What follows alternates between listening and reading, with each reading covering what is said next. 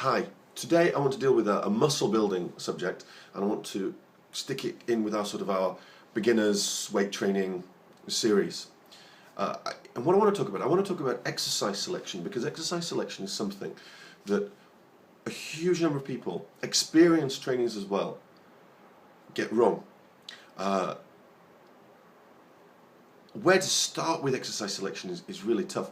There's really two aspects that I want to cover in a video. And one is sort of the logical progression within a workout.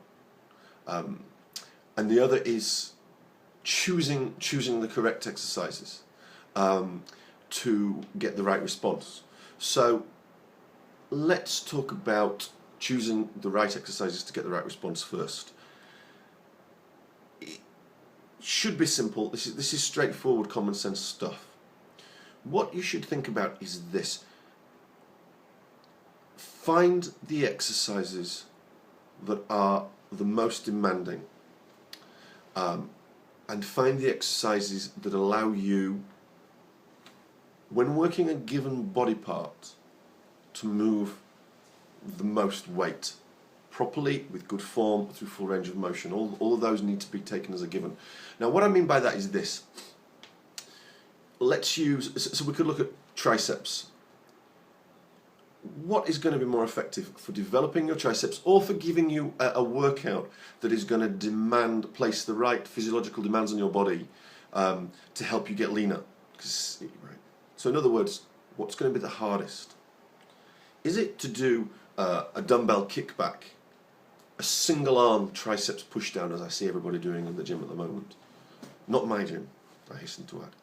Or is it dips, close grip bench press, decline, close grip bench press? What is it? Of course, it's the latter exercises. It's the ones that allow you to shift the most weight. By shifting the most weight, you stimulate more of the muscle fibers that are responsible for growth.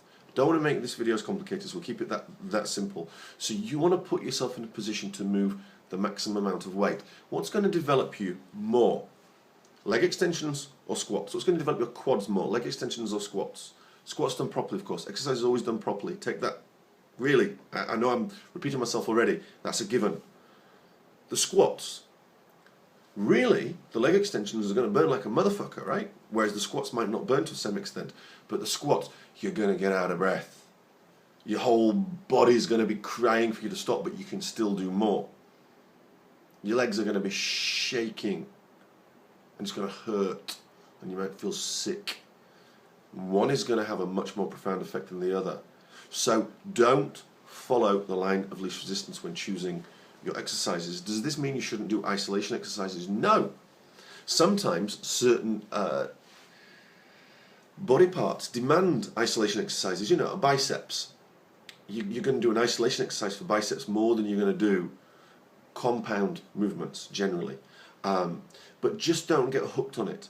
You know, doing a cable crossover for your chest might look good, but it's not going to be as effective for your chest development as doing, you know, a flat dumbbell press. So pick the movements where you can move the most weight. We tend to call them the most bang for your buck movements. And also, those of you who can only train 2 or 3 times a week, geez, you really need to pick the most bang for your buck movements. Don't, you know, if you've got an hour to train, you don't want to be wasting your time doing pee-wee exercises. You want to do the exercises that will place the greatest physiological demand on your body. So those are basic, simple, compound movements. You know, you can have a tremendous workout from an overhead press, a pulling movement, such as a chin. I mean, look, you can build a great upper body with chins and dips alone. You can't build a great upper body with triceps pushdowns and concentration curls. So take that, please, as a lesson. Women especially need to learn this. You know, the number of women in commercial gyms who waste their time doing isolation exercises and not working hard is staggering. And it's no wonder that a lot of women think the gym doesn't work for them, because of course it doesn't work for them, because they don't do it properly when they're there. Next point, second point. The right order, exercise progression. And this is something that gets a little bit more complicated and is a little harder to describe just on a video. For crying out loud, use your brain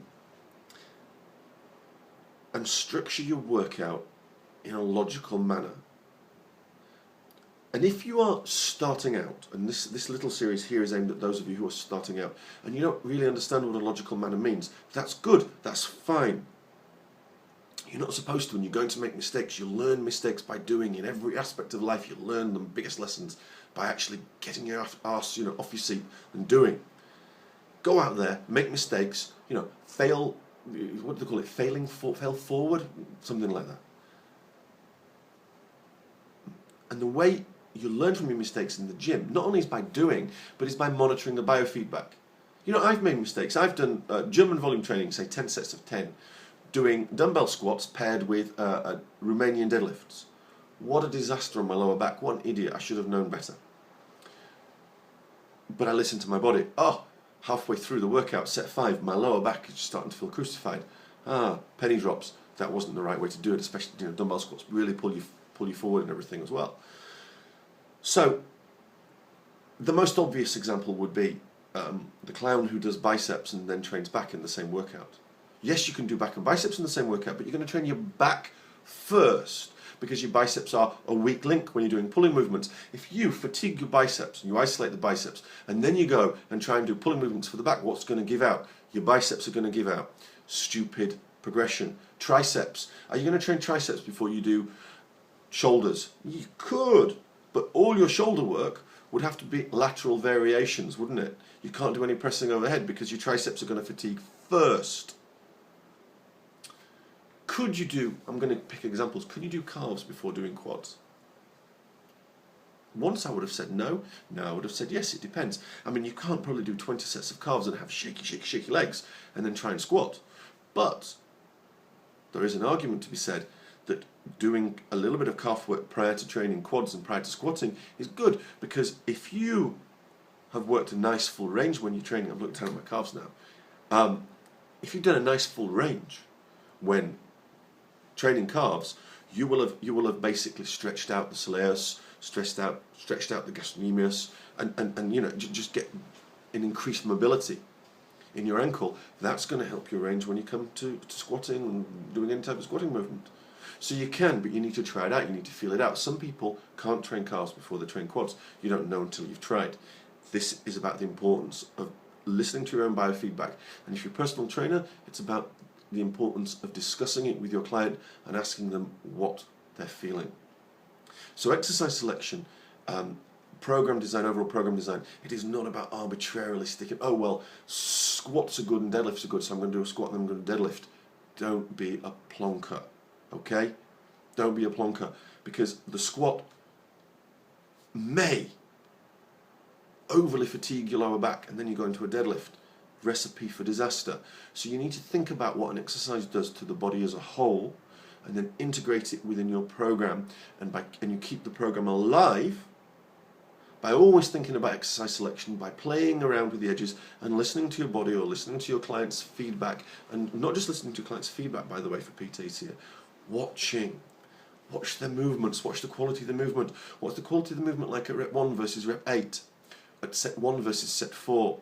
These are all things that you need to take into account. You need to watch and monitor everything. And if you're training yourself, you need to do the same with yourself. It's always about listening. It's not just about blasting through, I feel a niggle here, therefore I should do this.